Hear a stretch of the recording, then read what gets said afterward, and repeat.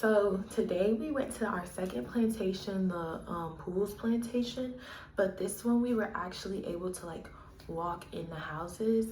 And like the other plantation, like it was like they both had different atmospheres. I feel like in the other plantation it was only a house, so it was like you could understand there was a plantation, but it was mostly land. Like this one you could still see the places that the slaves stayed, the master stayed.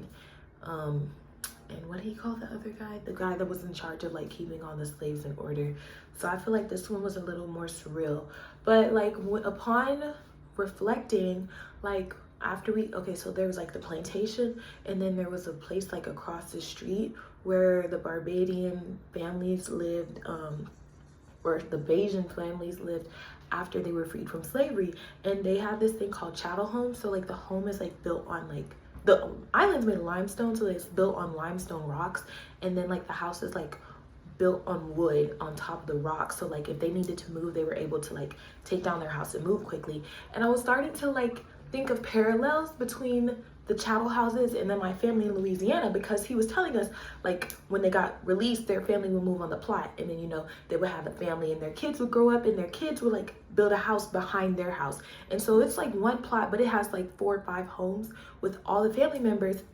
And I'm seeing the parallels to my family in Louisiana. My great grandma, she was not a slave, but she was, what did she do? She was a midwife.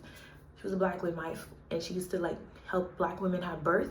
And she had a house, and it wasn't a chattel home like how they have in Barbados, but it was like a mobile home made of wood, and it was on top of rock, like stones, just like how their houses are lifted on limestone and they float kind of.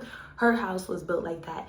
And then she had a bunch of kids, and some of her kids like moved out, but some of them like lived on the same land. Like my Aunt Betty, she unfortunately passed away, but she lived on the same land as my grandma, and then her kids had homes. So like I'm starting to see parallels. Like obviously both Americans and Bajans, we both had slavery and we both had effects, but there's some more similarities like when you look deeper into it.